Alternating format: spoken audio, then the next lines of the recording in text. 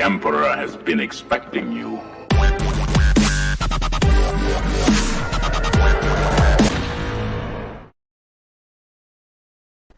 Hi everyone and welcome to One Six Figure Focus, and you're watching episode number 50 of Visions, a series of live stream dedicated to 1/6 scale collecting, where every single episode of Visions I sit down with a different collector or member of the 1/6 scale community and discuss the past, the present and the future of their collecting journey. Now this man you'll probably know you'll definitely know if you're part of the 1/6 scale community. He is a staple member in the 1/6 pack, or the Wolf Pack Wednesday on Graham Jedi Night's Watch channel. He is a big collector and fan of Lego, and he's also a now 1/6 scale collector. So this is Rob, aka Brick Artemis. How are you this morning? Oh man, I'm doing great. I got a beer, you know. I got a drink with the I Irish respect man. the man who's willing to open up a beer at 10 a.m. Over here we call man. them local legends. Yeah. Cheers, and cheers to people in the chat, no matter Cheers. where are you. It's 5 o'clock somewhere. But yeah, doing great. I'm really excited to be a part of this show. Episode 50. Congratulations on that. And Episode 50, yeah, man. It's just I hadn't done one in a while, and the last person I had was one at the pack. I had a Evil Sneaker on, and that was before Christmas sometime. That was 49, and just when I was doing the thumbnail today, I was like, whoa, that was 49, so 50. This is we've hit like half a century of Visions episodes. So yeah, thanks very much for agreeing to come on and give up your time, and really respect the fact that you're having a beer at 10 a.m. I gotta say that's very cool. That's very cool. Hopefully it doesn't hamper your day too much, but all right, so look, I'm going to address the chat. We'll do some basic housekeeping, then we'll get straight into it, because they're not here to listen to me. They're here to listen to you. So the more you talk in this show, the better it'll be. Noble Young is always the first to comment. Thank you very much for being here. We got Tragedy Tales, channel member as well. Massive shout out. If you want to support the channel, folks, no obligation whatsoever, but if you do, there is a link pinned to the chat, and of course it's in the description of the video and all that kind of stuff if you want to become a channel member. We also got Phil, who is a panel member on the Hope Show on Monday nights, and he's also a channel member. Shout out to you, the _Empire Strikes. We got Evil Sneaker, just talking about you. Speak of the devil and he will appear. Just joking. The biggest Obi-Wan fan I know, I believe. Of course, we got Rob Brick here as well. We got Movie Cannon. We got Cylon as well. Excellent. Thanks very much for being here. Glad you're joining us. I like doing streams at different times, because now I'm seeing a kind of a different collectors in the chat that maybe couldn't join the Hope Show at the time I do the Hope Show, so it's great that. We also got Tyria from Germany. Tyria is from Germany, I believe.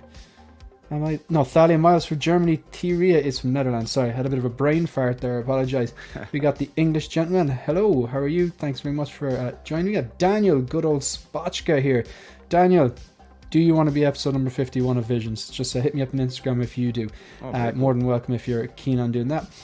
Keith Lee saying, top of the morning to you, 33 and a third, leprechauns and lucky charms. Sorry, I just went straight stereotype there for a second. It happens. Got to give the crowd what they want. So we're gonna put this man under pressure straight away. We're gonna right off the bat. We're gonna put this man under pressure straight away. All right. So I love the sound, and I know Steve probably loves the sound as well. We're going to give you a focus question. All right, so you're going to hear those 5 times. Actually, this is a triple threat. This is 3 in 1. So we do this thing on the Hope Show every Monday night where we do this thing called the snap. So basically, I'm going to show you 2 things, and you have to choose what you're going to Thanos snap out of existence forever. Right, and they're not easy. So the first one would be snap away the movie Braveheart. You can never watch it ever again. It never existed. Or snap away the movie Gladiator. What do you think? You can take your time. People in the chat, feel free to participate. Man, Braveheart's one of my favorite movies. I've been saying that a lot lately, talking to movie people. It's like Braveheart, Jurassic Park, Interstellar. They're up there. So I would have to snap Gladiator. As much as I'd like that movie as well, Braveheart, William Wallace. That story, it just there's something about that. Mel Gibson in his prime, such a great story. So I want to keep Braveheart. I'm going to snap Gladiator. Okay, I completely agree with you. 2 5-star movies. No matter when I watch them or how I watch them, they always hit the spot. I just think Braveheart has the edge. Maybe it's because it's just a little bit closer to home. Irish people tend to like Scottish people. Yeah, absolutely. So next one we got. Now, just to be clear on this, you're not snapping The Matrix away, or you're not snapping Terminator 2 away, you're not snapping Neo away, you're not snapping Arnie away or the T-800. You're just taking this particular scene out of The Matrix, the lobby scene or the minigun scene. The movie can replace that with some other scene, but that lobby scene doesn't exist in the movie, and the minigun scene doesn't exist in T2. Which one would you snap away? The rest of the movie stays the same. If the rest of the movie stays the same, I'm gonna snap the minigun scene from Terminator. Overall, I like T2 better. I like Terminator better, but yeah, I'm gonna snap that minigun scene because that lobby scene from The Matrix is pretty phenomenal. And that's not an easy choice because that minigun scene is pretty damn epic. It is. They're both really good. If a normal-sized human tried to use that gun, they'd end up blown through the back of that room, you know. So use it as a jetpack or something, you know. Yeah, I think that gun is probably supposed to be mounted to like, I don't know. I think that's actually supposed to be mounted onto like a wall or something. Humvee or something. You know what I mean? Like, right. It's solid or something on a wall. Yeah, but I agree with you, man. I think T2 is a better movie. Like, you know, and that's saying a lot because The Matrix is like one of the most mind-blowing cinema experiences I've ever had in my life back in 1999. But yeah, that lobby scene, and I'm considering picking up the MMS 466, which is the Hot Toys Neo from the first movie. I watched a bunch of reviews lately. I saw Dean Knight's review. It's an older one, and he had the cartwheel pose dialed in. I'm gonna have to look at that, man. Oh, yeah, Dean Knight's review on the MMS 466. Look at how well he does the cartwheel pose, and the guy even credits posing with Peter for giving him the inspiration. And I love posing with Peter, but I gotta say, I think Dean dialed it in that bit better, man. But shout out to two of them. And finally, I'm enjoying the stream already. We're going to get along just fine. Oof. This is a tricky one. You've got to get rid of the character Ellen Ripley or the character Sarah Connor. Got to get rid of the character. So do the movies still exist just without the character, or is it just? Yeah, I don't know. Or you could put pretty much. I don't know how they'll fix the movie. Like, it's very hard. I presume Ellen Ripley will be someone else. Maybe it's a dude. Maybe it's another. Yeah, maybe it's a dude. Who knows? Maybe they put Linda Hamilton in an Alien, and they go. Right. Gotta get rid of the character. This one's tough. It is. I guess I would have to snap Ripley because I feel like it'd be a really hard movie to do for Terminator without Connor. So yeah, snap Ripley. The funny thing is, everyone on the Hope Show on Monday night said no, they'd snap Sarah Connor. Really? Because they believe that they could still work the story without her. I don't think I agree with that. Like, both of these stories don't really work without the characters, but I suppose it's really asking who you prefer more. And to me, it's a tough choice. But I met Linda Hamilton at Dublin Comic Con last summer, and we got a photo taken. I got her autograph, and she put her arm around me, and gave me a little squeeze. So I'm biased. I'm going to snap Ellen Ripley. But these are my two favorite on-screen female characters. Yeah, I think these are like not just strong female characters. I feel when I watched these as a kid, it didn't matter they were female. It was just like they're just strong characters, full stop. This is how you do a strong character. But yeah, for sure. Yeah, man. Who else we got? Who else we got? Movie Canon said they're going to snap the Terminator scene. Good old Spotchka. Who else we got? Low Key is in the house. We got Mike L, channel member. Thank you very much for being here. Who else we got? We got Shooty all the way from Texas, channel member as well. These women define their prospective films. A tough one. Yeah, it's an impossible choice. It's an impossible choice. Let's be honest. We got Keith Lee. We need a reissue of Riley.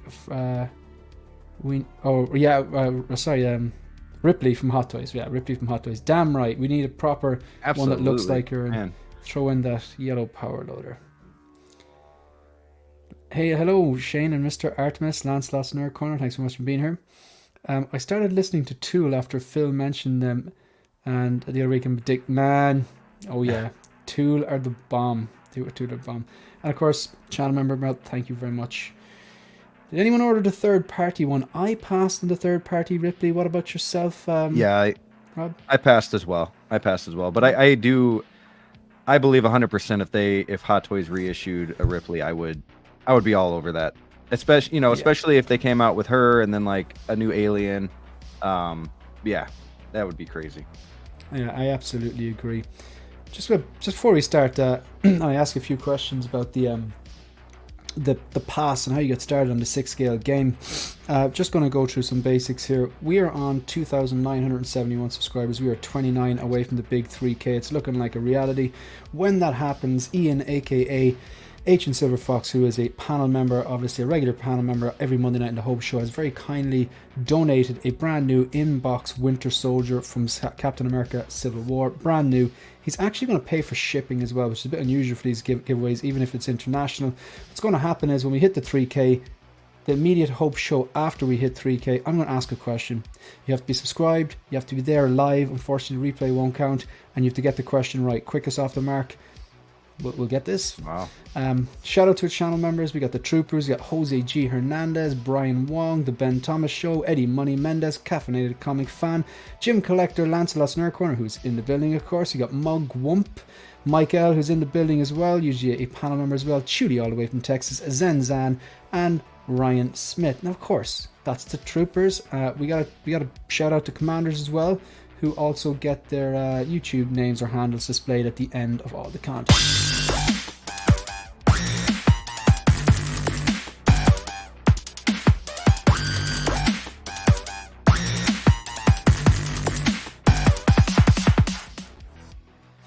So new videos on the channel.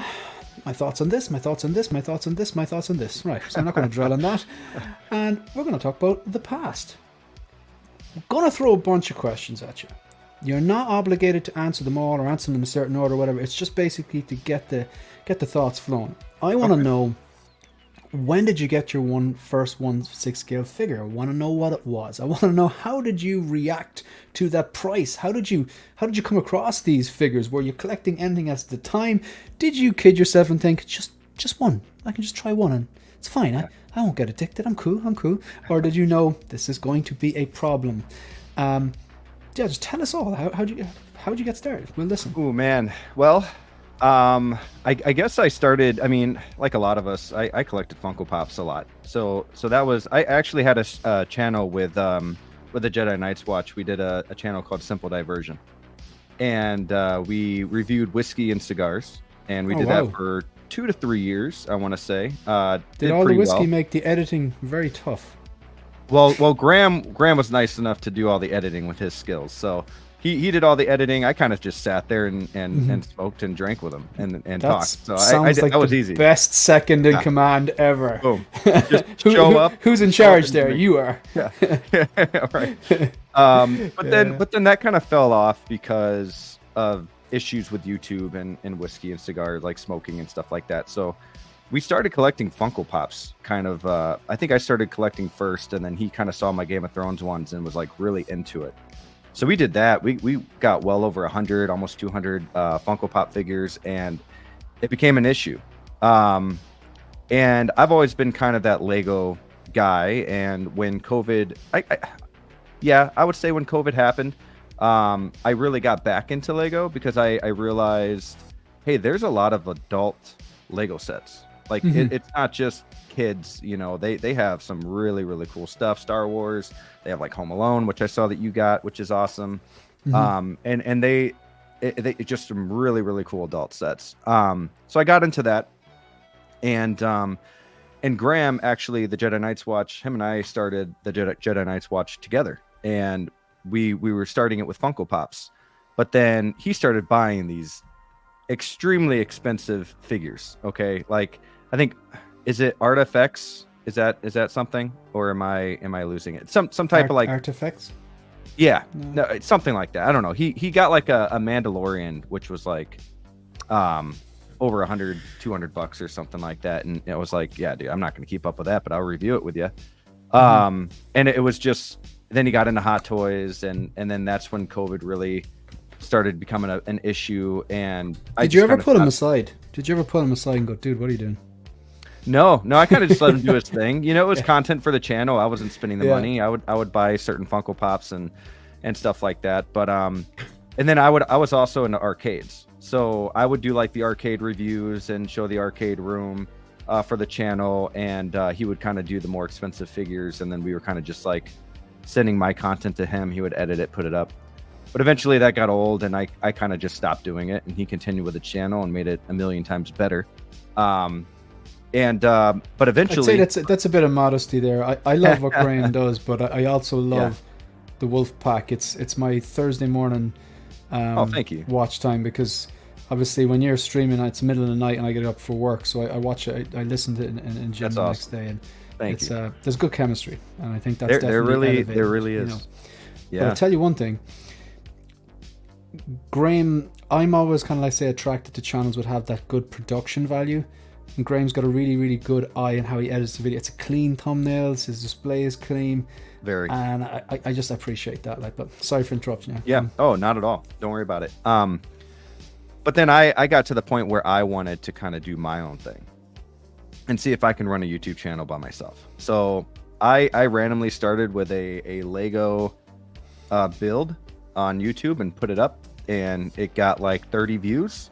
I'm like, you know what? I don't care. I'm just gonna have some fun. It's whatever. And it kind of escalated. Well, when that started, I did want to get a Hot Toys figure. So to answer your question, finally, I ended up getting the upgraded suit Spider-Man, and I believe I had that pre-ordered. And when it finally came in, and when you're new to the hobby, you don't understand the wait. It's like, what is going on? Like, why is this taking forever? You know, I'm a fan of Lego, so when Lego announces something, they have like the release date on the 1st of this month. You know when it's coming out. You know, you don't have to wait long, because once they announce it, you're pretty much getting it pretty soon. And Hot Toys was like, man, okay, now it's delayed. Where's this figure at?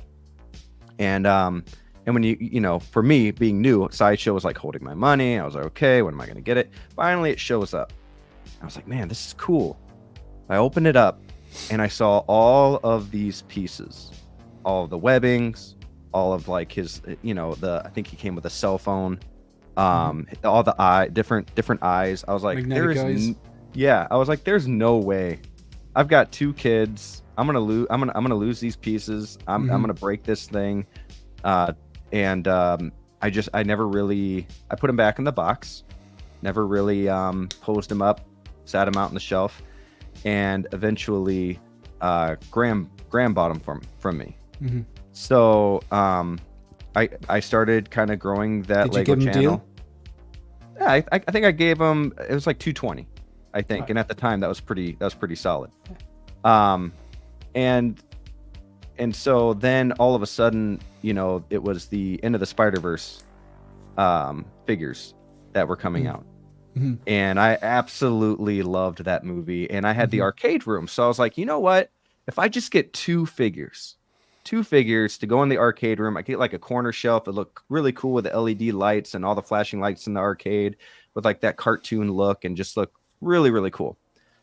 And once I got those figures, I was hooked. I ended up joining, message boards where people do these raffles. I pre-ordered like 10 figures. I was hooked like right off the bat, and I've been hooked since.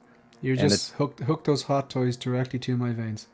Yeah, man. And you know what? Like, it was, and it has become a problem, because now I have 2 hobbies, 2 expensive hobbies, because Lego is not cheap. And it might actually be more expensive than Hot Toys when you look at the adult Lego sets, and it becomes a problem. So it's been fun, but yeah, man, that's pretty much how it started.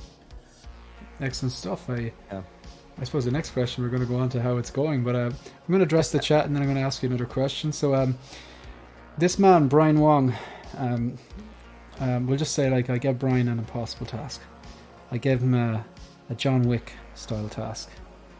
He's got to complete this task for me. It's I have faith in Brian Wong. Like, you know, we've messaged him for a few months now. Like, you know, so yeah, I gave the man an impossible task. Brian, shout out, thanks very much here. Thanks for being a channel member, and thanks for tuning in. I do appreciate you.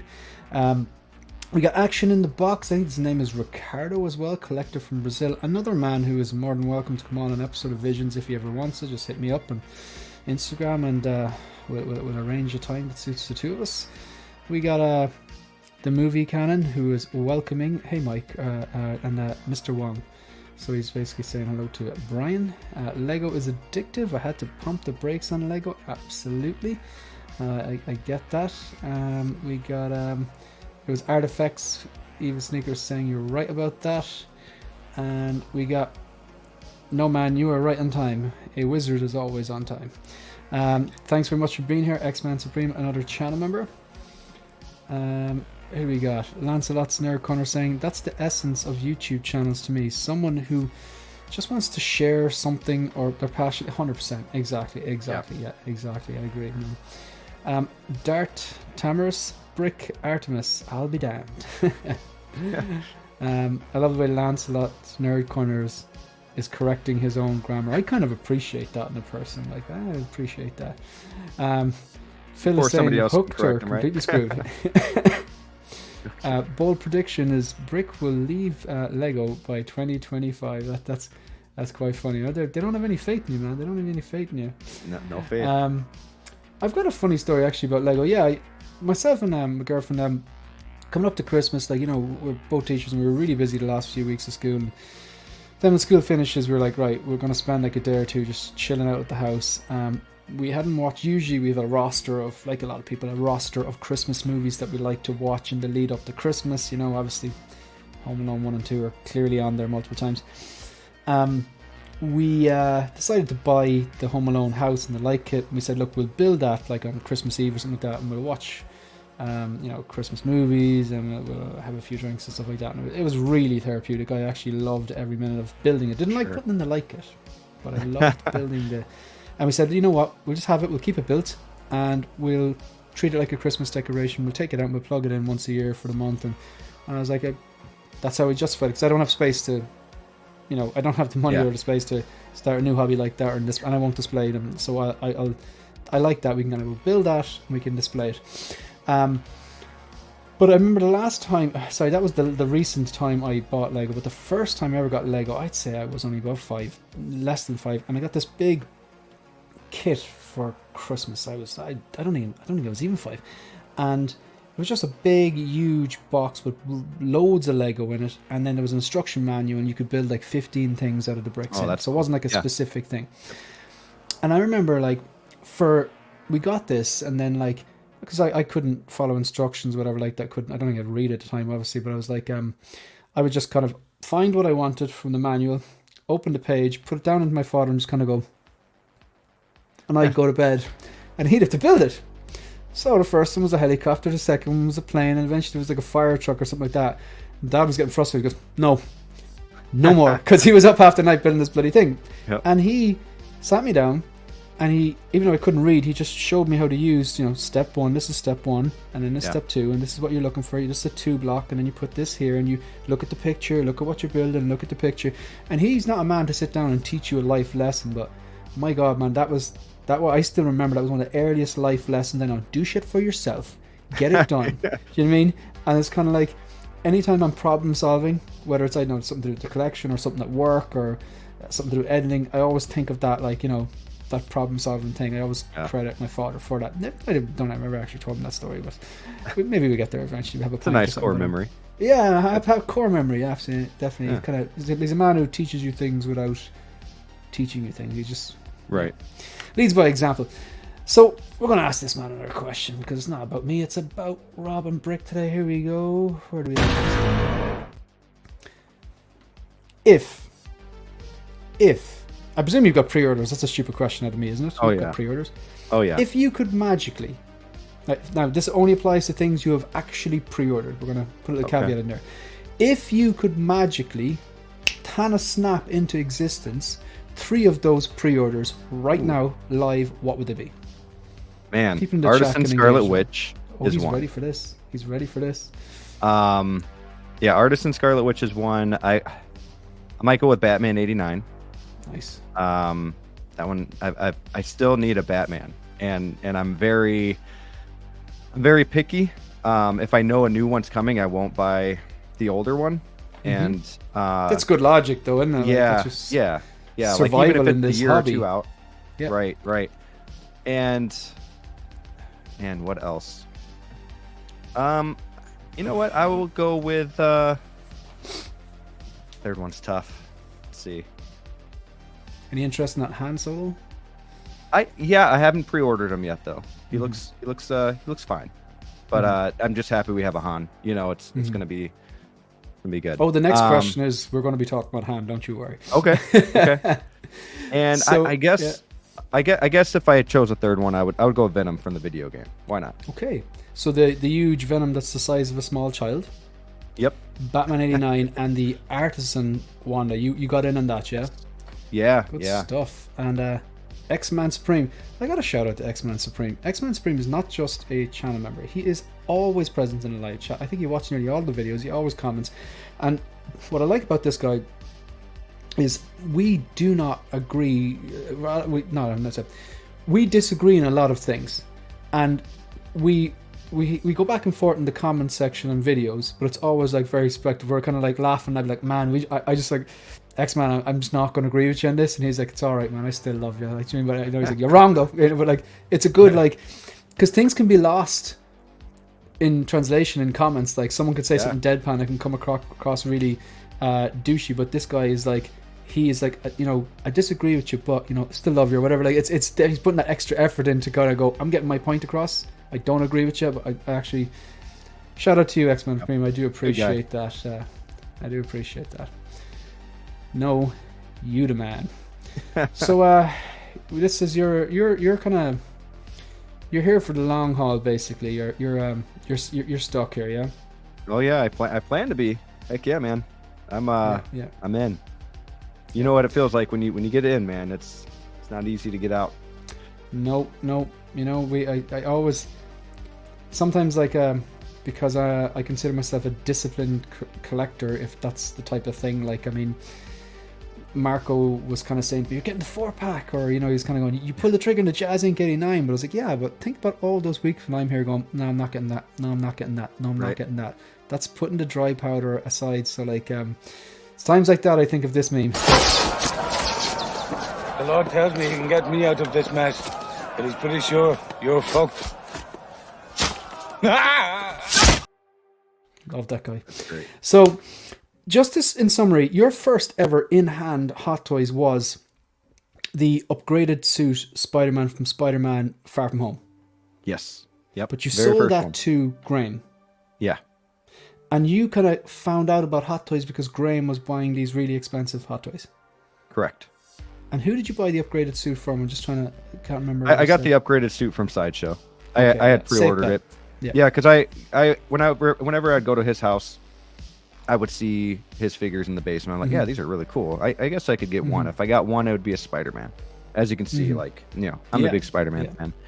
And so I started with that. And then you kind of, the first ones you kind of got and you were like, kept. The ones that really like opened the floodgates were Gwen and Miles from the first Into the Spider-Verse movie. Is that correct? Yeah. Good stuff. Excellent stuff. So that's kind of how it all started for you. So we're going to move from the past. That's bang on a half an hour. That's actually... there we go. This is, if Ian H. and Silverfox were here, he's an engineer, and we always joke because when I ask him, say, what's this head sculpt out of 10? He's like, I think it's an 8.6425. And I'm like, just pick a number. Just maybe round it into half. Pick a number. But that was engineering precision out of us now. So that's the past. Now the present, in terms of like this whole show, this is not cool at all, originated from that meme, how it started, how it's going. That's where I actually got the idea for the show. So we've dealt with the past and how it started, but now we're going to deal with the present. Like, so again, I'm going to rattle off a bunch of different questions for you. Don't feel obligated to answer them all. It's just kind of food for thought and get the mind moving. So currently, like how many 1/6 scale figures do you have? What else do you collect besides 1/6 scale? Do you have any quarter scale statues, other collectibles? How are you choosing to display? I want to know if those are Luke lights in the background. They look like Luke lights. Just talk us through like where you're at now, what you're collecting. Who's your go-to retailer, distributor? Do you have any interest in art? What's your pre-order list looking? So like where are you right now as of today with your pre-orders, your possessions, and all that kind of stuff? Okay, yeah. I believe these are Luke lights. Correct me if I'm wrong, Sneaker, if you're still here. I actually bought these 3D Tufts from Sneaker. So I'm lucky to have a couple of people in my area, Jedi and Evil Sneaker, if they ever want to get rid of their stuff, I grab onto it, and why not? I get a deal on it. So cool the way you guys are so close together, man. Yeah. You just drive over. That's awesome, man. Yeah. The only thing I don't like is I've got Maji cases here. I've got DTOFs here. I got a garage shelf over here. It doesn't blend well together at times, but I'm in a room right now. My wife was nice enough to give me one of the bedrooms as an office because our basement is not completed yet. So hopefully, when that gets completed, I can have a bigger area and more Maji cases. So that's kind of where I'm at right now. I do want more Maji cases. And I really want, I think I got about, to answer that question real quick, I've got about between 30, 35 figures in the last year, maybe so a little definitely over a not year. a small collection. You're out of the small collection Yeah. kind of, yeah. Yeah, I'm officially a collector, is what I like to say. So. You're not a fake collector. God, Yeah, you wouldn't want to be considered a fake collector, No, man. no. Yeah. Actually, For while sure. we're on that, 1 second now. Brick, could you please list out a number of YouTubers that you don't fucking like? I'm joking. I would I saw you were able to take out that trigger and you're. Yeah. Hey, man. Hey, No. do it. I'm also a fake collector, man. I'm also a fake collector. I don't Yeah. buy everything. Yeah, That's why I got that shirt my wife made me. It's a hashtag not a collector. Yeah, So, I think you wore that in the Wolfpack before, didn't you? Yep. Yeah. Yeah, it's funny. It's just like this hobby is supposed to be a third place. Like everyone needs a third place. You have your work life, your family. Like people need hobbies for their sanity. Like there's no need for. Yeah. Anyway, man. Yeah. Right. We'll move on. So right now you have a mixture of module cases, details with those Luke lights. You're at around 30 plus figures. What's the pre-order situation like? How do you navigate that? Are you a Sideshow? Is Sideshow your go-to, or do you mess around with buy sell trade groups, or have you ever got some from Hong Kong or? I haven't gotten a figure from Hong Kong yet. I'm a little I don't know. You hear stories, you hear good stories, you hear some iffy stories, but I've kind of just stuck to Sideshow for the most part, and put my pre-orders with them. But recently, if I'm not buying from, let's say, Hawk Wars Toys, Ray, who is amazing and always gives good deals and has a lot that you need. I'll go to like Underground Figures. Shout out to Sneaker for telling me about them. And I have tried the BST group. I've gotten a figure from them. I got my Mysterio from them, but I had an issue with the arm. One of his, I don't know, whatever that is, on his arm, like it was broken, so I had to glue it. He did give me $20 back, so he agreed on that. But I don't like buying my figures used unless I know the person selling me that figure. That's just me personally. So I do like to buy a lot of new figures. I understand that grails are hard to find new, so you gotta kind of be a little bit more open with that. But yeah, I mean, I do have 13 Sideshow pre-orders right now. So I think when that is completed, if it's not like a limited piece from Sideshow or like an artisan or something where you have to stand in line or stand in line. I think I'm gonna digitally stand in line. Yeah. I think I'm gonna secure the bag. Right. I'm gonna kind of stay away from Sideshow after these pre-orders go through. And I'm not trying to knock Sideshow or anything, but I just find that you can find figures for cheaper shipping. And you don't always necessarily have to put NRDs down other websites. And I like that. So now the good thing with Sideshow is, you can make those payment plans and their customer service, sure. But once you're in the hobby for a while, you start finding new places. But yeah, I got 13 pre-orders and go ahead. Sorry. No, I think that's a solid point. I don't think I actually quite like a lot of. I find Sideshow's site like really easy to navigate. Like I don't like the recent facelift they've done because if I zoom in on the photos, you can't really. They don't go full screen. Like I think that's stupid. But in general, their website is very easy to navigate. I do like the point system. It's essentially free money. even like shipping to Ireland, when they do ship to Ireland, although it's expensive, when it is Ireland, like if I have an issue, take a photo of it, they've sent stuff out like nameplates, whatever, minor things, and I think that's fantastic. Like, you know, like the reason I don't buy from Sideshow anymore is because it's nothing to do with them, it's just bloody customs. I need someone who will mark the customs value down and do a little sneaky you know, smuggle them into the country, you know what I mean? So I can't, because the customs is another 30% on top of, it's basically 30% of what you paid on not just the figure but the shipping too. The shipping's $50, like, you know. So yeah, man, I can't mess with that, like, but you're right, like the more you're in the game, the more you realize, okay, fine, you don't have to go through the official distributor, but not all the resellers are shady. You know, there are some shady ones, we all know. Like, look, it's been talked about to death. Like, I mean, the dogs on the street know the shady ones, but like in general, like, you know, you if enough people have good experiences, chances are, probability wise, you'll have good experience. If enough people have bad experience with a retailer, chances are you'll have bad experiences. If enough people get overcharged for shipping, you'll get overcharged for shipping, you know what I mean? So yeah, I just want to address a few of these chats here. We got Dart Tamaris at 16 figure focus. What's your plan for collecting now that your display is full? Game over. This is my last stream and I'm retiring. I'm shutting down my YouTube channel. That's a great question. When I was on Ryan Jetta Patrol's channel a few weeks back, and he asked me the same question. He goes, so like he first of all said, I really like the look of it. He's got Bladdleton as well. One figure per shelf is the way to go. What's the plan now? When I got rid of the details over Christmas and I replaced the 5 details with the 7 Bladdletons, why don't they just call them easier pronounced names? Tangent. I just I had like movie icons displayed down in IKEA Millsbo downstairs, and I was like, you know what, I want to showcase this. I want to like bring them back up here and see what it looks full. So that was empty, and then I had some troopers here and I put the troopers downstairs.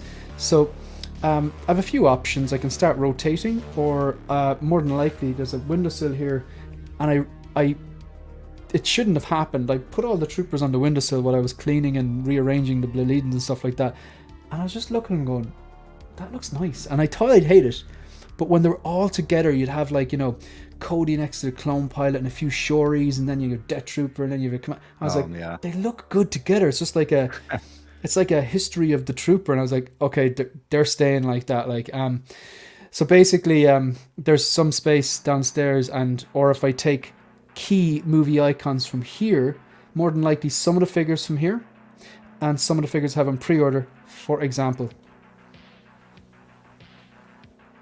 the Jack Nicholson Joker.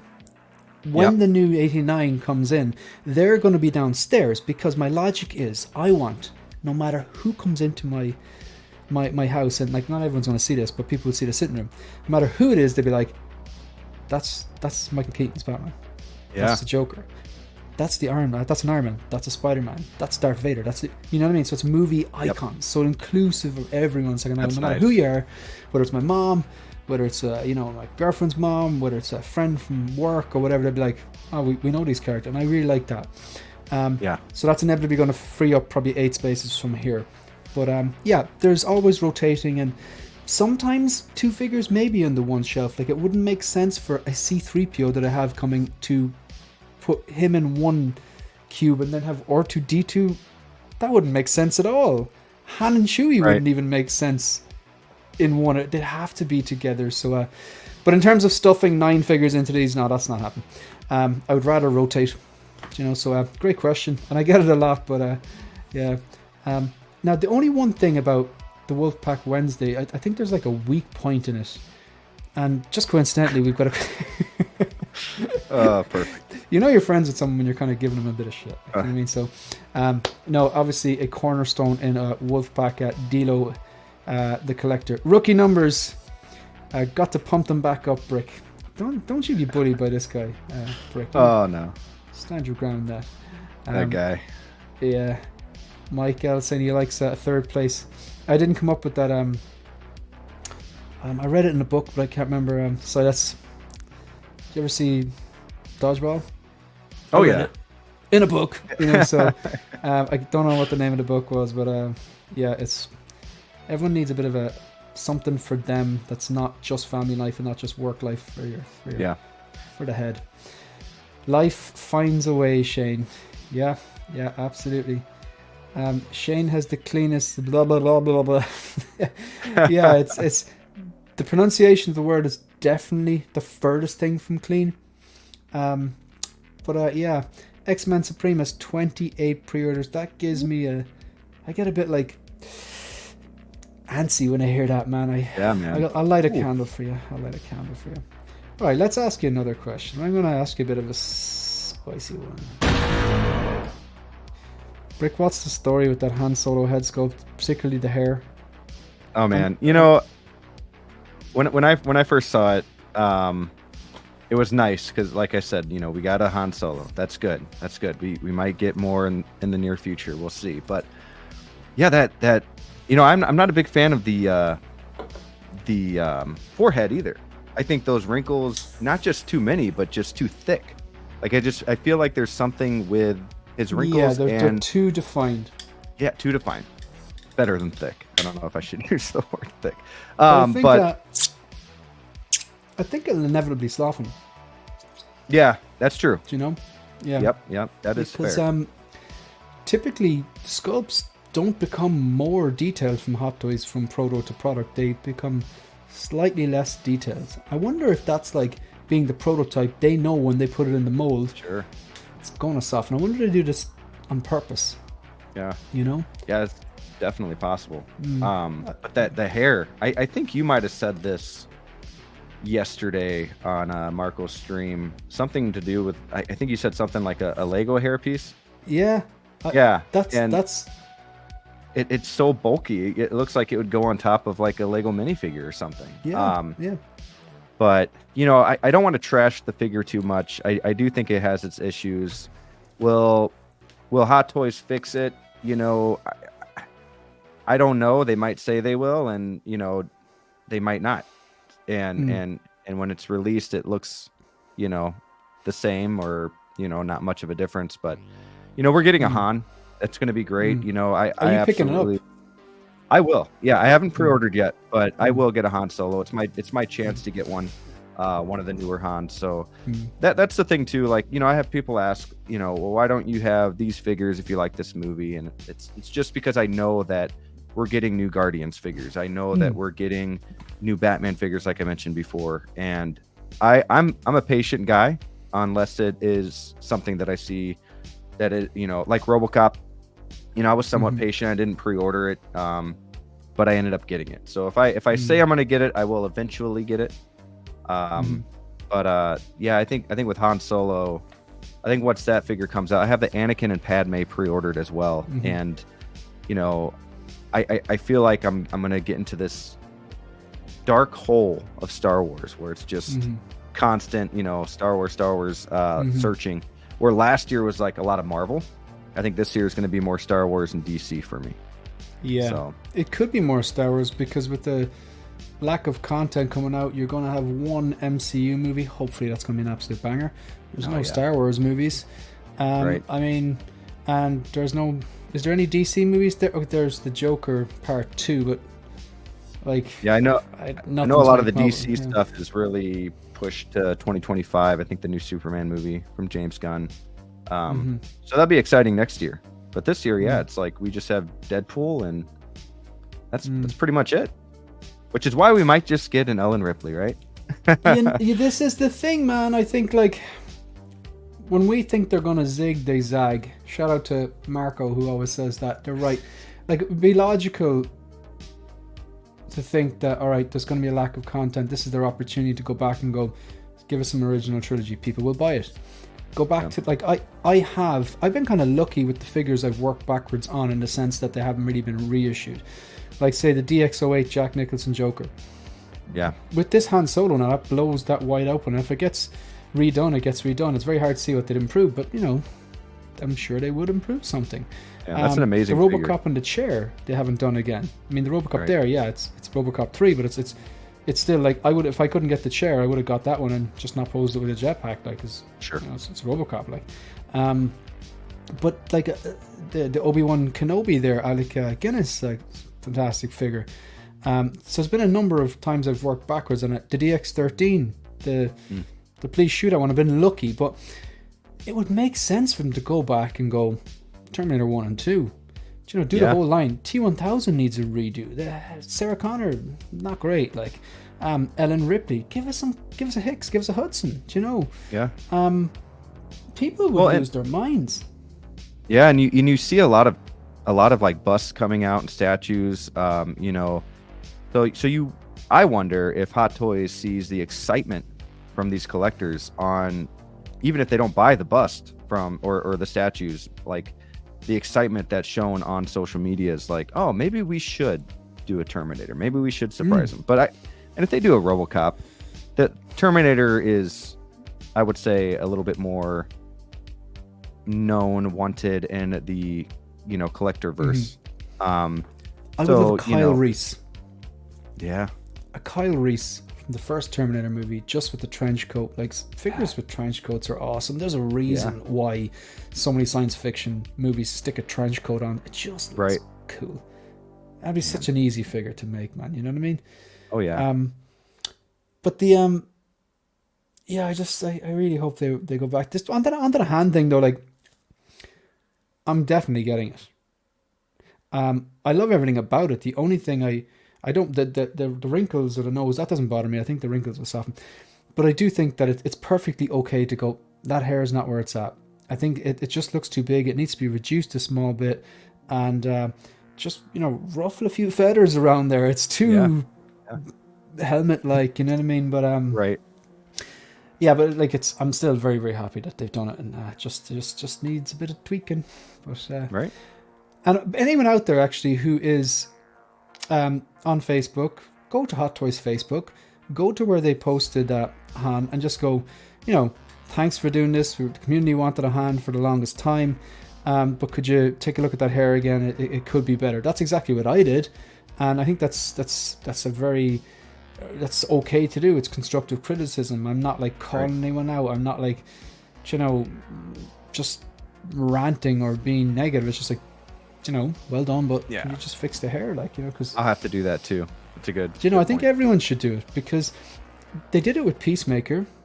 There was uproar. They fixed it. They did it with 2099. 2099, yeah. And they did it with the Robert Pattinson. They're like, okay, you take off his cowl and his hair is perfect. That's ridiculous. So that's where they get the messy hair. Like, so they and supposedly they did it with Supergirl, but from those photos, they kind of look the same to me. But yeah, I can't remember seeing the photos that looked improved. Like, but I think it's maybe it's because he's such a beloved character. People are like, I was delighted when I saw it. I think everyone was delighted. Yeah, but I think just say that they've nailed it. You're turning a blind eye to that hair. Right. I think personally. Yeah. Other than the hair, and you know, you said you weren't too worried about the forehead, and what you said made me feel a lot better about that too. But other than the hair, I think they did nail it. You know, but they just gotta fix the hair. Yep. Nothing is perfect. Hannah's coming home. Nope. I personally think he looks great. And I think he looks great as well. I love the posing. I love the trench coat. I like that you can pose him with the trench coat, without the trench coat. I love the hands. You get loads of different hands. It's funny, Han has hands. The trench coat kind of reminds me with the pose, the way they had him posed, kind of reminds me of Blade Runner. You know? And that got me. I was like, man, we need a Blade Runner figure. Well, they do a Deckard or a Joe, you know? But they can't do Joe without doing a Deckard, like, you know, to be fair. Right. So just want to address some of these chats there. I've been seriously debating adding original trilogy Star Wars to my collection this year, and that Han Solo is sending me over the edge. You're in the same boat as Eddie Money Mendez. Trencher long coat equals 10 more. Yeah, 100%. 100%. Just more dramatic. I bought my first quarter scale statue last year, and I have a companion piece in order right now. I think I'm at the point where my collection is pretty well rounded between scales. Let us know what that quarter scale was. I'm interested. With Harrison Ford likeness revival, we were literally just talking about that. Hopefully, trench coat and absolutely, and that kind of weird tie he has. If I say change it, they will change it. It will get you hand. If I say change it, they change it. Will you get hand from me, Shane? No, I won't. That's Big Brother that makes those deals. Only Big Brother. All right. We'll talk to him. yeah, exactly. So we'll ask another question. So, obviously, as a 1/6 scale collector and 1/6 scale content creator and a Lego content creator, and you're on YouTube as well. By the way, actually, I want to plug your channel. Have I got this correct, or am I missing spaces? I have this. The banner is scrolling there, but I'm. Oh, yeah, that's good. Yep. Is there a space in between BRICK Nope, Artemis? no space. Okay, and what about Instagram? Instagram is the same. BRICK Okay, Artemis. I'm just leaving that up there. Make sure that if you're not subscribed already, subscribe to BRICK Artemis on YouTube and follow at BRICK Artemis on Instagram. So, being a collector and content creator, YouTuber, whatever way you want to say it, you obviously watch a lot of 1/6 scale content and probably like YouTube content in general. Like, what makes you click the subscribe button? Like, what makes you go, like, you're watching the algorithm throws up some, the 6 scale heroine or whatever, and you click on it and watch a video. What makes you go, I'm going to click the subscribe button? What makes you come back? What do you want to see in a YouTube channel or a content creator or whatever? Yeah. When somebody is true to themselves and they're not trying to be too professional. I like people who I'm like, okay, that's definitely who that person is. Shane, that's definitely who you are. You bring out, some comedic aspects to your videos, that kind of thing. And you tell us who you are, and it's not just breakdown, review done. It feels like you never know what's coming next, kind of thing. And they seem down to earth. Another thing, honestly, if they're open to reach out, if you reach out to them, I know this sounds dumb and selfish, but I might already be subscribed. But let's say, for example, if I subscribe to you and then I find you on Instagram and I message you and you message back, that says a lot about someone's character as well. They're not just up here. Yeah, 100%. And that's why I always try to respond to like comments or messages or what have you, because I've never really considered myself what do they call that? Like a not an enthusiast, but an influencer. Thank you. Hate that word. I hate it because I started my channel just effing around with Lego. And, I knew going into the 1/6 community, I would always be the Lego guy. What is this? He's a 1/6 collector now. What does he know? That kind of thing. Imagine liking more than one thing. Shocking. Yeah. Or imagine changing your mind about something. Right. You can't do that. Right. You can't. Yeah, do because you can't. you're not allowed to change your mind. But, science doesn't change its mind. Right. We're all human, and I started it because I wanted to be one with the community. I wanted to connect with people that have the same passion as I do. I don't try to have these for example, when I do, it's going a little off topic of the question, but when I do a top 20 figure review, I always do like my figures. You know what I mean? My top 25 whatever figures in my collection, whatever. Because and it's sad that I have to do that, because you will have those people where it's like, well, you don't have that figure. How can you? Oh my god! How can you rank that? I can't. Well, I can rank that figure. I can rank that figure the same way that you can talk about a figure before it's released. And but I try to just have fun with the community. I try to be friendly. I try to it's been a lot of fun. I will say that the 1/6 community has been extremely amazing. Just reaching their hands out, with the Wolfpack Wednesday, and with you, Bretta, Marco, Collector Joey, all these people, and it has literally been a community. So that to me is the main thing. Is just being part of the community, not feeling like you're your own community, I should say, because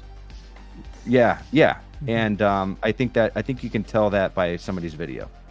And when they bring out who they truly are, that's what gets me to hit that subscribe button. Very long drawn out question or answer. Hopefully that's the whole point. Like that's the advantage of one-on-one is like you can have those tangents or long answers or just like detail, and that's what you want. The idea is like the more you talk, the better, because it's we want to hear your insights. And that's another good thing too, is, you know, I started the Wolfpack with Jedi and Dilo, and now we have Sneaker in it. And I started as, you know what I could be? I can be the third guy that, you know, is new to the hobby, and I'm the one that asks the questions, right? Like, so if there's new people watching, you know, I can ask those questions for them, and kind of like a new person to the hobby. Like, yeah, you know, you always try not to, I never try to act like the professional and stuff. You know, I got experience now, I'm getting there, but man, just have fun with it, you know. Just accept everybody and have fun with the hobby is what we all should go for. With the Wolfpack there, you've got like, so I think Dilo is probably the person who's been collecting the longest, I think, and then you have Graham, and then you, and then Sneaker. But the thing is, like, the way I look at this is not rocket science. Like, this is not like brain surgery. It's buying toys online. We've been buying things. We are consumers by this is the 2024. We are consumers. We've been taught to, you know, you're going into supermarkets, like, you know, if you're tight for money, you're going to price compare, like, okay, just like 10 different types of bread. You find the bread you want. You're like, okay, this brand's cheaper than this one. Is the quality? You make those decisions every day. It's like, okay, this is cheaper, but this doesn't taste as good at this. But this one here is not as expensive as the top range bread, but it's better than the mid range. But like, you know, it's at risk of what we've been. This is not rocket science. I don't think it's like someone's been collecting for 10 years or 20 years, therefore they're this like Yoda like guru. Everyone's able to open 10 different tabs and save them, and then check the price of the figure, and then check like how much, you know, customs you're going to get charged, or the shipping and whatever. Like, it's not, this isn't like, oh, you've got a PhD in collecting. Like for example, case in point, Sneaker has, like, I think he's only been collecting for, it was 6 scale for like what, maybe a year, 18 months, something like that. He's good at with the bargains because he puts in the effort. Like, I just, again, from just listening to him talk in Wolfpack or his own channel, it's just like he does the price comparison. He sees the sold things on eBay. Do you know what I mean? But like, you don't have to be collecting for 10 years. Like, that's not like, oh, I'll tell you a secret now. You go to eBay and you check the, so that's something that just anyone who's educated, who's like day one in the hobby should, you know, well, I mean, not day one, but you know what I mean, who should pick up pretty quickly. Like, it's not like you've been, and not only price. Not only the gatekeeping, that's what I'm saying. Not only the year amount, but the figure amount. Like, there should never be a figure amount in this hobby. If I have 200 figures, I shouldn't say that in order to be a collector you need 100 plus figures, because now you're telling your whole audience that, you know, 99% of them probably don't have 30 figures. Now you're telling them that they're not collectors. And you know, it's if you are a collector, as soon as you decide that you want to start collecting and you buy that figure and you are planning to get more, that's I mean, you're collecting. You know, if I collect comic books, I got 20, you know, starting with 20 comic books, or, you know, 100 comic books, and there's always going to be somebody who's got more, you know. So we all have our experience and we all have our fun in the community, and I think anybody should be able to express that and have fun with us, you know. We're grown men and women who collect toys. Sure. We don't need any other reason to be acting like kids. Yeah, for sure. We'll stick that on a t-shirt. One of the t-shirts I'd love to get t-shirts made for 1/6 Figure Vogues and give them out or whatever, but one of the things it's just like joke I have with Joey and Jose. It's I send them a link, and if they can't come, I'll just go, they'll be, oh man, working, time difference, and I just go, just quit your job. And then now it's like, quit your job, sell your soul, buy your plastic, you know. So it's a lot of fun. But so Sneaker's saying, oh look, the Joey kangaroos are here. Let's go. Joey, I want you to Google hench kangaroo. It's like this kangaroo who looks like he's been to the gym. I'm not sure, is it real or, but just Google hench kangaroo. You ever see the one where the kangaroo's got the dog in the headlock and the owner comes up and punches a kangaroo in the face and are they at some park or something, and then the kangaroo and the kangaroo squares like, up to him. Oh. But I saw one where the kangaroo is like squaring up to this guy, and he's actually going for him, like, and they got claws and stuff like that. Yeah, and then the guy just kind of goes like that, hits him, and then the kangaroo's just like stunned, like, whoa, okay. just great. goes to show, I suppose, you got to stand your ground. Like, Yeah. that's like, some of my friends live in Canada, like, and so, like, I've been over there snowboarding, but I'm like, I'd love to go there during the summer and go mountain biking, but they were telling me about all these stories about bears, and I genuinely think I pissed myself if I saw a bear, like, but like, they're just like, yeah, I saw a bear the other day, and I'm like, what do you do? Yeah. And you're like, there's the whole thing, you're supposed to like not run, and you kind of make yourself big, and you back off slowly, don't take your eyes off them, or if they There's charge no you, you're way. supposed to I make would yourself run big. as fast as I could. Oh my god, I'd be like, there'd be just like, like that cartoon with Speedy Gonzales or whatever it is, like, I think that's cancelled now, I'm not sure, but when he runs and there's a smoke behind him because he's gone, like, but that'd be me. Gone. Well, and then Florida, you have gators. It's like, I couldn't imagine going to my backyard and I got a gator, there's no way. Yeah. Mad. So almost 1.5 years, and he used his Black Series collection to fund his collection, which is quite smart as well. Thank you, Shane, for acknowledging that. A big part of me is knowing the market and hobby. Yeah, exactly. You get the deals because you put in the time. Like, do your own research is like a meme. And like, I started buying Bitcoin in like 2017 and continued to buy through the crash. It's very easy to buy it when it's going up and everyone's hyped, but it's hard to buy it when it's crashing and the bottom is falling out of it. But one of the memes in the crypto space is like, do your own research, never invest more than you can afford to lose. It's all solid advice. And that is kind of like it's the same. You got to do your own research with this hobby as well. You know what I mean? So for sure. And I just checked your private chat, man. Not about a year. Okay. This is we good. So just wanted to confirm there that Brick is okay for another 2 hours, and he said, yeah, no problem.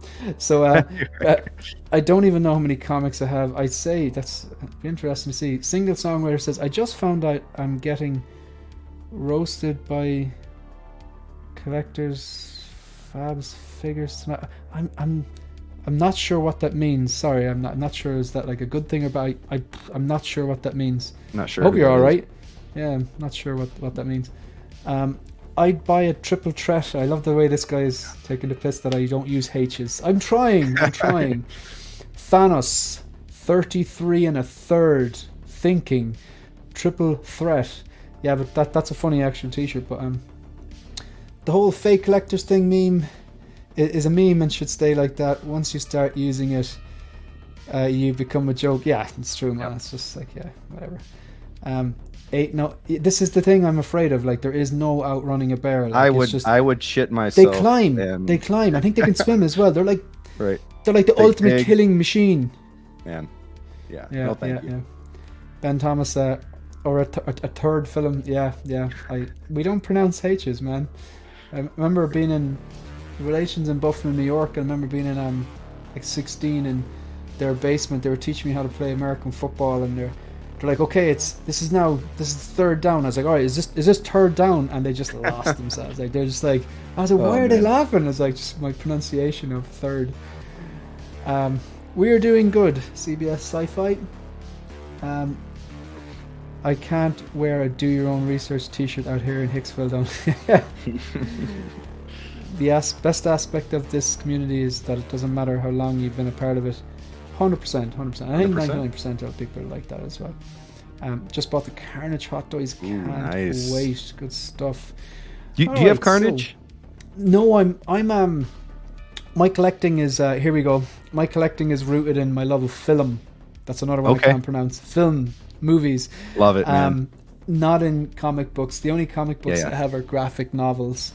Usually from some movie I've watched and the director has quoted this graphic novel as a direct influence, and I go back and I read that because I'm curious to see what bits he kept in and what bits he kept out and how he Watchmen, for example. So I was gonna ask you, do you have the Watchmen? Because he did a phenomenal job with that movie, man.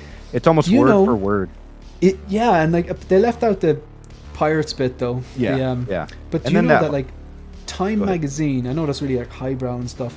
Time magazine back, I think about 20 years ago at this stage, they did like the top 100 influential novels of all time, and the only comic book, the only graphic novel that was in it was Watchmen, cool. and like That's it was so good. We need some And I love Watchmen Jeffrey figures. Dean Morgan is awesome. Yeah. Third party ever do Watchmen figures? I think a Rorschach was the only one I've seen. So I think. Okay.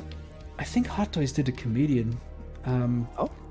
I think Hot Toys. I'm pretty sure Hot Toys. A third party definitely did it. Third.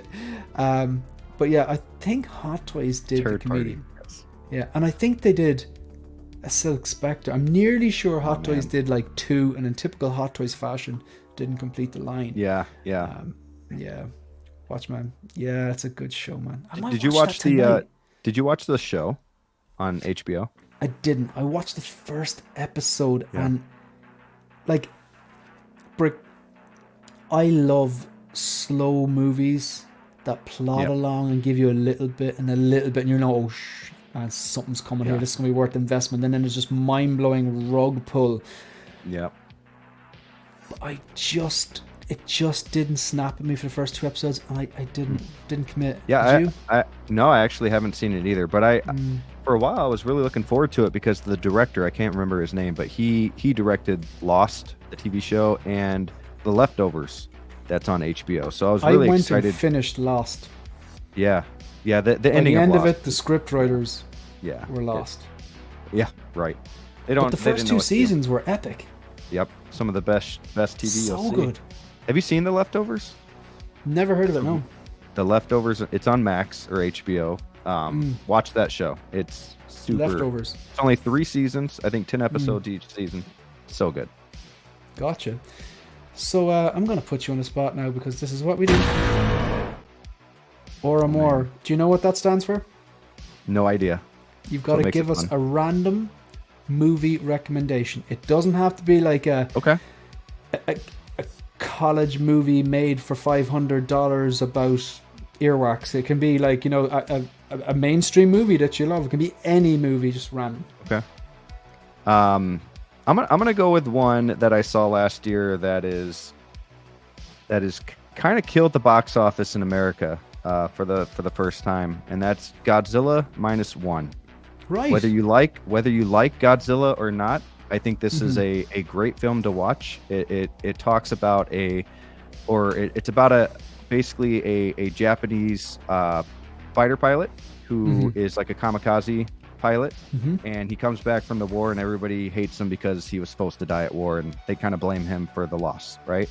Right. All of a sudden Godzilla shows up, and it is probably one of the best movies I've seen in a very long time. And for that movie to only have a $15 million budget and get an Oscar nomination nothing for visual effects says a lot about what they did with this film. So it is, you know, you do have to read subtitles. Get over it. Watch the movie. You will not be disappointed. I don't mind reading subtitles if I know that the movie is good. For example, just off the top of my head, some Parasite. Parasite? Yeah, that's a bloody good movie. Good movie. I think City of God was subtitles as well, was it? I haven't seen that.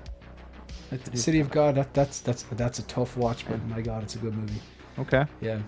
I put that in my... I'm always banging on about movies that I love, that I think are amazing movies that I'll never watch again. Irreversible, Requiem for a Dream. 12 Years a Slave, great movie, won't watch it again. Just good movie. Too harrowing. Yeah. Watching Masters of Air at the moment. It's okay. Based on. Did you ever watch Band of Brothers? Oh yeah. Yeah. Great. Have you seen the Pacific? Great miniseries. I have. Yep. Yeah. So it's based off of that, like. It's kind of like. So I watched Band of Brothers. I never watched the Pacific, but I'm gonna have to go watch it. But I'm currently watching Masters of Air. It's Masters of Air. It's Spielberg. Hanks is producing, and it's about the B-17 bombers. So they're a particular group. I think the 100 Airborne. Is that the one on Apple TV right now? Yeah. Okay. So the third episode dropped. Okay, I'll have to take a look. It's well worth it, yeah. And I've got a feeling that it's going to put those aviator jackets with the sheepskin back in fashion again. Nice. It's, Band of Brothers, I mean, phenomenal. And it came out the right yeah. time, too, because it came out the year that 9/11 Saving Private happened. Ryan. Or And I think it Saving happened- Private Ryan. So it was like, well, I think Saving Private Ryan came out a couple years earlier. So no, you're right. You're absolutely right. Sorry, And my then- mistake. Yeah. And then, but it came out like right around the time 9/11 happened. So it was like this huge. Pacific was good, was really good, but it wasn't as good as Band of Brothers. Band of What Brothers. is it based on? Like what aspect? It's based on basically the Japanese side of the war, not the German Right. side.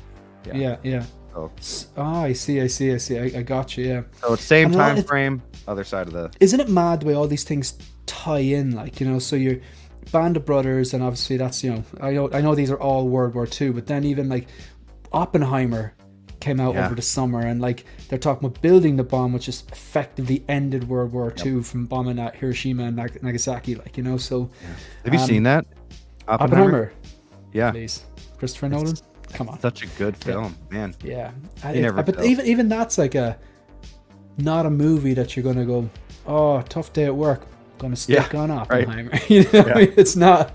You stick on Iron Man. You'll probably watch Terminator 2, The Matrix, or I don't know, but like you're not gonna. There's a custom made by Yixi. He does the head sculpt for it and got the body, and it comes out like, you know, all the drape, and it's the look when he's, I can't remember that, you know, that village they're at where they're making the bomb, the kind of fake village they build just to make the bomb. I think I think they did a couple. Yeah. But he it looks bloody good, and like I've got Cillian Murphy's autograph like right down there, because Big Chief Studios did the Peaky Blinders, Tommy Shelby and the brother Arthur, and they did two versions. They did the regular version, or they did the deluxe version, which came out like the signature. So like they were limited to 400 each. And you got a plaque and it's signed, and then Big Chief Studios went under.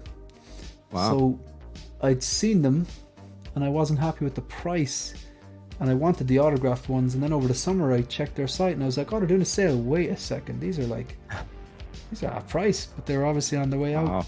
You know, so I gotta ask you about Peaky Blinders. I tried it. I couldn't get into it that first episode. Did you? Did I keep going? Oh no. That first episode just seemed like it was like 10 hours long. I'm like, just two things about that. Did you watch it with subtitles? No. Brick, I'll be honest, right? I'm Irish, and they're Birmingham, which is obviously England, and because I'm probably used to maybe watching shows with English people in it, it's probably easier for me to understand what they're saying than you, but yet I still miss a lot. So watch it with subtitles. Second of all, commit to the first season. If you do not like the first season, fair enough. Okay. But commit to the everybody first talks season. so highly about that show, and I'm like, I really don't think Peaky Blinder comes into its own until maybe season 3. Like season 1 is good, but the first episode or 2, I'm like, I'm not sure if I'm gonna like this. By the end of the season, I was like, I'm looking forward to season 2. But after season 2 and 3, I was like, man. And that's when I really thought Cillian Murphy. The first time I ever saw him was in a kind of an indie zombie flick called 28 Days Later. Have you ever seen that? Such a great movie. Oh yeah. And I thought he was good, and I liked the movie. And then I saw him in the Dark Knight trilogy, and I thought he did a great job. Yeah. And I saw him in a movie called Sunshine, a science fiction film by, I think it was... Played in like Red Eye 2 or something like that, right? Yeah, you know, he doesn't make crap. And then Inception, but it wasn't until Peaky Blinders when I'm like, this guy is phenomenal. Man. Like even better than he was in Oppenheimer, because he's not a big guy. He's not like an Arnold Schwarzenegger. He's not like even like a Ryan Reynolds in Deadpool. He's kind of ripped out of it. Like that. Yeah. He's just a regular, normal fight. He's got average height, lean, not a muscle bound ninja or anything like that. Like, but the way he acts so well in that, it's like he's intimidating, and that's a skill for a smaller man. I really, really appreciate that. So yeah. I gotta check it out again. Stick with it and get back to me. Like, commit to the first season. I don't think it's that many episodes. But I'm going to address the chat, and then we'll go into the present, or the future, which is often the exciting but yet daunting and hard thing. We're getting a lot of chats here. Massive shout out to the 34 people watching live. Huge shout out to anyone watching on the replay. Massively, a view is massively appreciated. Huge shout out to anyone who's ever taken the time to watch any of the videos, like any of the videos, subscribe to the channel, leave a comment, ask a question, join the live stream, ask me on their live stream, become a channel member. That is, it doesn't matter what you're doing, it all feeds in, or become a guest, massively improved. When I first started this channel, I didn't think I'd get to like even 100 subs, but on our way to 3k here now, and it's thank you. So right, who we got? We got X-Man Supreme saying, I would like to get my hands on that Rorschach. It's a, yeah, it looks pretty solid as well. The pirate stuff is included in a bonus DVD for Watchmen. Made the mistake of sleeping on the Sideshow Dread Pirate Roberts, and now I can't even find them on eBay. If you can't find them on eBay, you're going to be paying through the nose. That's why Peaky Blinders is the best show ever. I presume, is it because it's slow and it kind of comes into its own, maybe? Wasn't a fan of the movie, but the original comics with Venom are amazing. Read through Spider-Man versus Venom Omnibus to pick up a Carnage. Yeah, I think I'm hearing a lot of people, they buy the Carnage because they love the comic book version. Someone agreeing with you here, I've been binging the entirety of the Monsterverse leading up to Godzilla -1. The show Monarch, Legacy of Monsters is surprisingly good. I've heard that. That is pretty good. Yeah, I've heard that. I've heard it's very good. Gotta go out for breakfast, catch rest and replay. Have a great morning. See you on Let's Get Nuts tomorrow. Yes, I'm off Monday, so I will be joining there. I will have a beer or two, and I'm really enjoying that. What else we got? Oppenheimer and Godzilla are uniquely fantastic pairing. Yeah, absolutely. Yeah. It's like Breaking Bad. Yeah, Breaking Bad. Like, okay, the way I see it, it's like a building. You're not going to start building the building with an attic or the first floor. You start with those foundations, and the foundations are often something's boring but so important. And I think Breaking Bad does that really well. You get to know the plot, you get to know the main character's motivations, his family. You get to know like the kind of maybe the villains and stuff like that, and all the different characters and their relationships. And then season 2, just bang. We got love Breaking Bad. Yeah, absolutely. Brick is the exact same way. The first time I watched it, this guy's a diehard Peaky Blinders fan. Watched Peaky Blinders but couldn't get past the first episode. Tried again. It's my favourite show so far. We got Graham in the building. Is it Graham? Or is it Grant? Graham. Peaky fucking Blinders. No fucking fighting. Absolutely, yeah. People are impatient with shows nowadays. Let the plot actually develop. You know why I think that is, though? Leave him alone. Yeah. But you know what? You know why I think that is, though? Because it's not like back in the day where you just watch TV and you have to watch it. That's all that's on. Or you go to Blockbuster and you rent a movie and you have to watch that movie because you don't have. You're stuck with that movie basically. Whereas now you have like this huge. I'm not into it. Let's go on to the next show. I'm not. You know, it's just so easy to go on to the next thing. So it's hard to stick with something sometimes. And people don't watch things anymore. They've one eye on their phone, they've one eye on the TV. And I'm guilty as well. But like, I'll watch a stream with, because you can listen to a stream effectively and you can tune into the bits you need to see. But if I'm watching a movie, if I'm like, once a year I'll sit down and watch the Dark Knight trilogy, I'll turn my phone off or put it up in my room chair. I don't want it in the room. Do you know what I mean? And I want to watch them and I want every bit. And if someone comes to the door, I'm pausing it. I'm not leaving to go out and make tea while I want to see every single part and notice things I haven't noticed before and appreciate it, or even try to recreate that first experience. Speaking of that trilogy, I've been watching it. I'm on Dark Knight Rises, which is my favorite.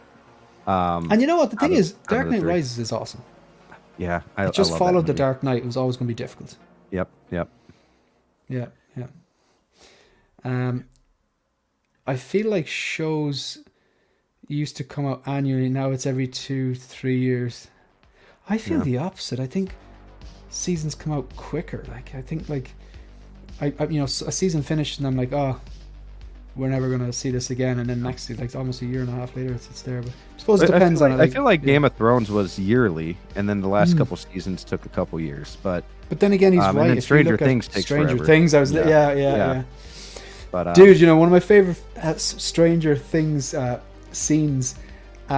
It's such a funny one. It's like, your man Billy with the Ronnie, and the 80s hair, and when all the moms are there. He's coming, and then that song and it's slow motion. It just cracks me up, like, you know what I mean? I wouldn't say it's my favorite show, but I love it. I absolutely love it. But there's just something about the feeling that you get when you turn on an episode, the music, the pastime. It's I didn't grow up in the 80s, but I grew up in the 90s. So I'm really excited for the next season because it's supposed to be more based in the 90s, but it kind of puts you back there and that Steven Spielberg feel. So I absolutely love that show. It's like watching E.T. now with the bikes and stuff at the end. And it's like, Yep. you have one dude with the aviators and the headphones. It's class, like, but so like this one is it can be a difficult one to answer, but it can also be a exciting one to answer. So like I think you are probably going to lean on the excited side because you kind of mentioned something like this earlier on. You have a vision, hence the name of the show, for the future collection. So I'm going to start this off with, will you be collecting in 5 years' time, do you think?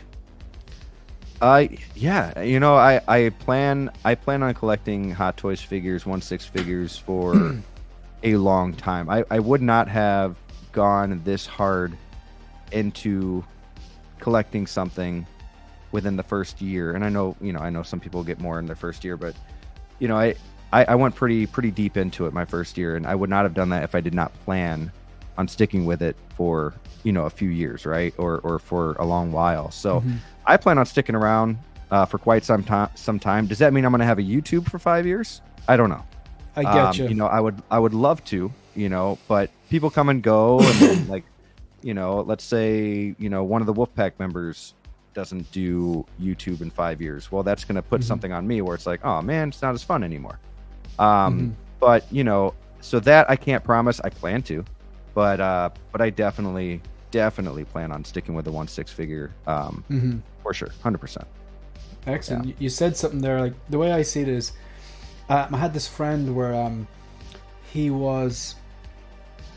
I used to work in a swimming pool, and as a lifeguard in a swimming pool, some hours are slow because there might be 2 or 3 people in the pool, and you're like, and they're all seasoned swimmers, but you used to stay there just in case. And you really get to know people because you could spend like 8 hours on the deck, and sure. He was talking to me and he was telling me about, like, his in his group of friends, one of his good friends that he's known since he was a kid, like, in this stage he's in his 20s, and he's like, he got this girlfriend, and he got the girlfriend, suddenly he's not spending as much time with his friends anymore. He's hyper dating, he's going into hibernation, but he's dating. So it's like they had to pull him aside and go, listen, your friends were here before her, and your friends will be here long after her. That's the way they put it. As in, they were kind of like saying, because they were young, they probably weren't going to get married, whatever. It's like, so come on, you gotta appreciate that. And I always think of that when I ask this question, because like my collecting will outlive my YouTube channel. Yeah, you know what I mean? Sure. It was there before. It was there before. I'm done with the YouTube, it'll be there after. But I think you touched on it earlier on, that what makes it really fun and interesting is, the other, being able to talk about it, because let's face it, our wives and girlfriends don't want to hear this stuff. They glaze over. For sure. But it's great, like, to directly talk to other people from all over the world who are into the same hobby, like, and like some of my friends, I have a load of hobbies. Like I like to exercise, I like to run, I like to go hiking, I like to go snowboarding, I like mountain biking, I love to go to gigs. For all those hobbies, I have a friend that will do that with me, but for this hobby, none. Right. You know what I mean? And that's what keeps us around. I mean, that's what keeps the viewers around too, is that community, because that relationship. So absolutely, wouldn't be fun. Wouldn't be fun if we were the only YouTubers. You know what I mean? Yeah. No, I get you. I completely get you. So, like, in terms of the future, I've asked you 5 years, and you say yes. So, same question for 10 years.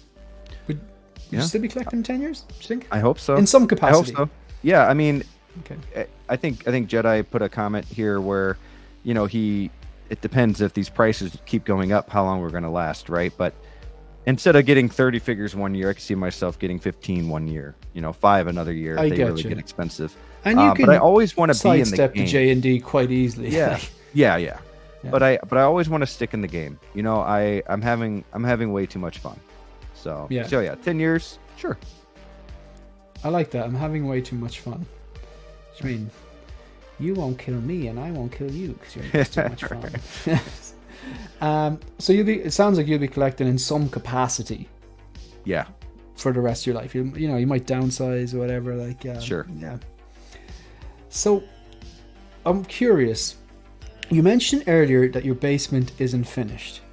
Correct. And like, does that just mean like that the basement is there, but it's not like like I know decored, or No. what does that mean? Yeah, well, there's no. I mean, we have the concrete walls up, but we don't have like the rooms, the carpeting or whatever. Gotcha. You know, that's The interior the design drywall bits and stuff. Yeah, I gotcha. Yeah. So what is your what is your vision for the future of your collecting? Like, do you already have your ultimate collecting room, display room, man cave, or whatever you want to call it?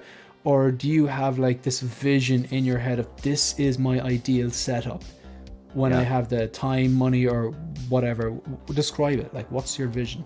I want to have an area in my basement where I've got my video games down there, you know, watch movies. I've got stuff all over the walls, you know, posters or you know, Jeddah has like that digital poster that you can like switch it up. I would love to have that. I don't know if he still has that, but and then I would like more Maji cases. I would like to be able to have a digital poster, you said? Well, like it's like a screen. I'm not sure what it's called. I would have to watch that video again where he does his tour, but you can like it's more like a screen, and you can change what poster you want up there, and it almost looks like a movie theater kind of style. Very, very cool. It lights up, so you can see it when it's dark. Awesome. But yeah, I want a place where I can fit, you know, 100+ figures. I can't really in this room. You know, I even if I never get to 100+, I want to be able to feel comfortable. Like if I get to that point, I don't have to worry about it. But if you do hit 100+ figures and become a real collector, would you still talk to me, please? Absolutely not. For sure. I thought the pause was just annoying me, but it was the answer. I had to think about it. Stabbed me in the heart. No, you're right. Actually, I wouldn't talk to you if I became a real collector. You know, But yeah, and then you know, I still want to do Lego. So that's an issue too. Like I want a place where I can have maybe some Billy shelves on one wall, some Maji cases on the other, you know, a nice big screen TV, really nice lights going down in the basement, you know, a little bathroom to kind of get away. That would be my go-to. This where I'm at right now is for the next couple of years is what I got. And I do have another half wall in front of me, but probably put nothing there other than floating shelves or something like that. And so I'm running out of space. I've got some room. These DTOS right here, I've got the bottom shelves are still empty, and I could I could put 2 figures in each shelf instead of one. But I think by the end of the year I might be tapped out and got to figure something out. So, well, not like to buy, but like just where am I going to put these I get figures you, yeah. Then I got this big ass Venom One coming thing out. Star Trek got right, man. Space, it is the final frontier, man. It is the ultimate. Yeah. It is the ultimate. So I'm gonna flick through some of these. We got the poster screen that Jeddah has is nice, expensive, but it's very nice. Long live collecting, love it.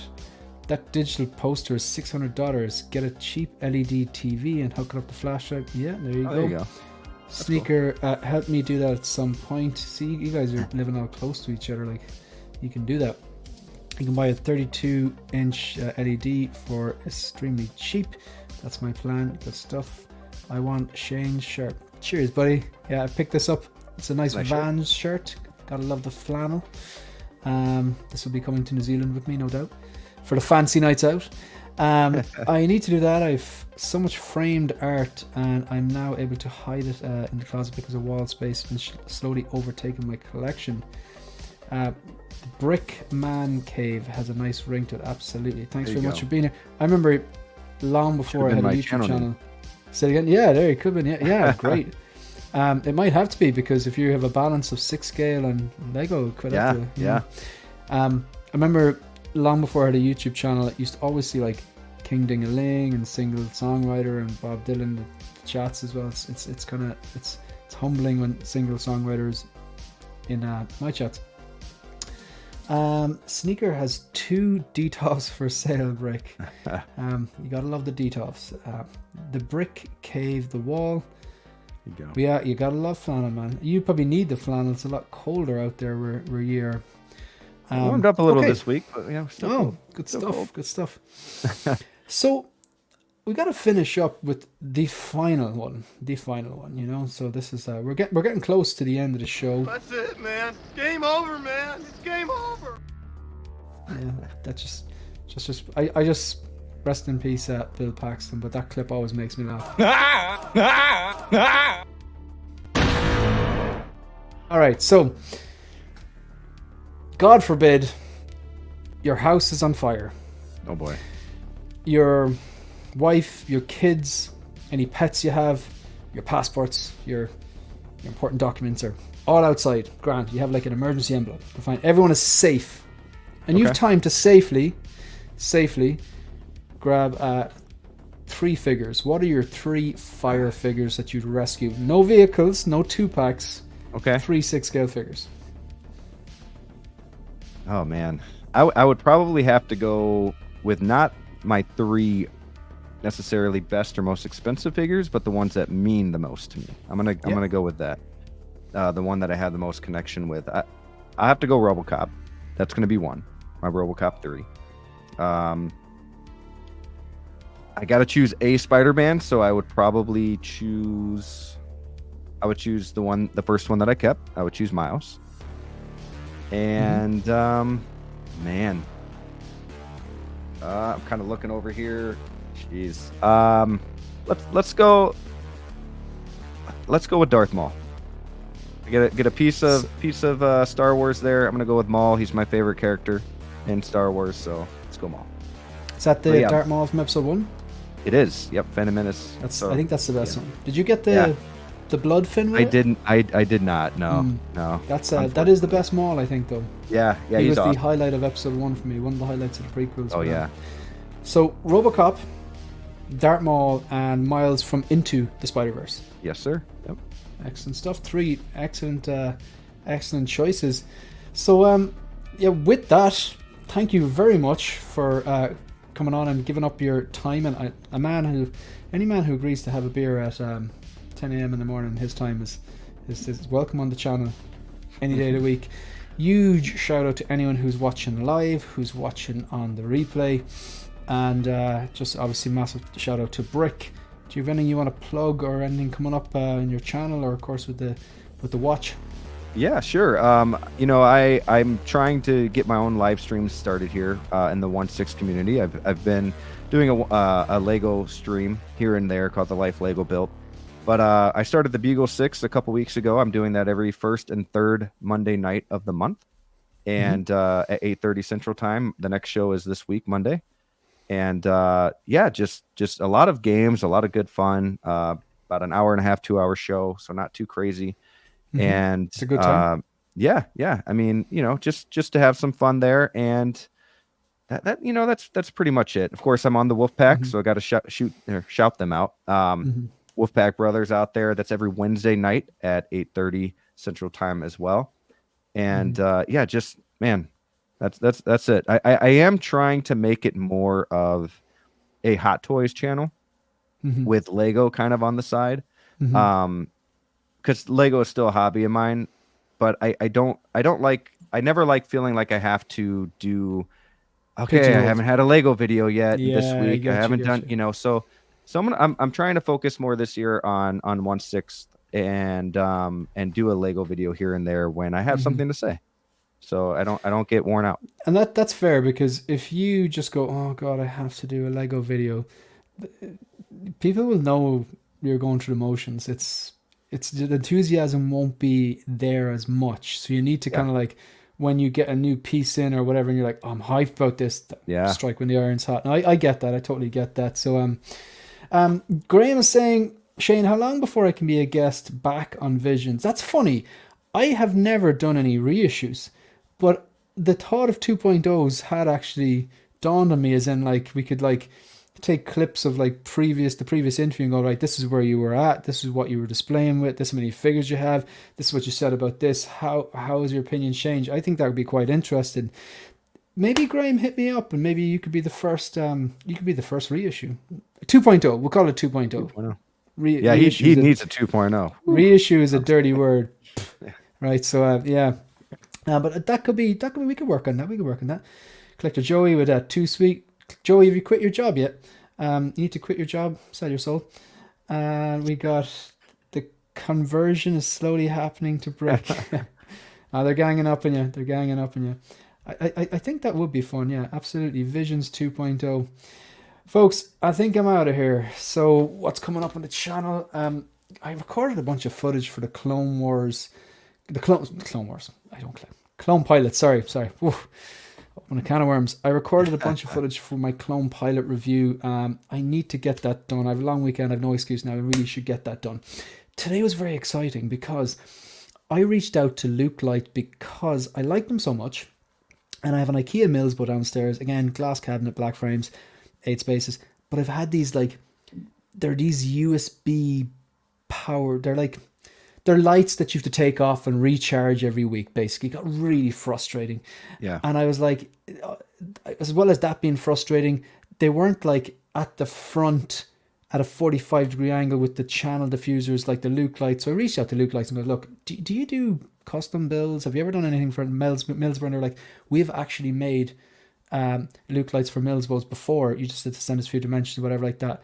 And arrived today, put it together. So just got a smart plug. So that means that the Millsbo downstairs, I no longer have to charge. I can just turn on and off with the phone. And so there'll be a video on that coming. Really excited about that. So that'll be coming up. The video on the Clone Pilot. I'm going to be on Let's Get Nuts tomorrow because it's the long weekend here in Ireland. So Monday off. So that'll be on the Ben Thomas Show. And of course, we're back again for the Hope Show on Monday nights, 8 p.m. Greenwich Mean Time, 3 p.m. East Coast, and midday West Coast. And I believe, wouldn't that be, I'm leaving out your Central Time, would be 2 p.m. So before we go, again, huge thank you to anyone who's ever taken the time to watch any of the videos, like any of the videos, subscribe to the channel, become a channel member, ask a question, leave a comment, join the live stream, come on to the live stream, invite me on a guest. Massively appreciated. Brick, you're an absolute gentleman. I really enjoyed that. So I think we're out of here unless you have anything else to add. No, nothing else. Cool. All right. See you, folks. Thank you.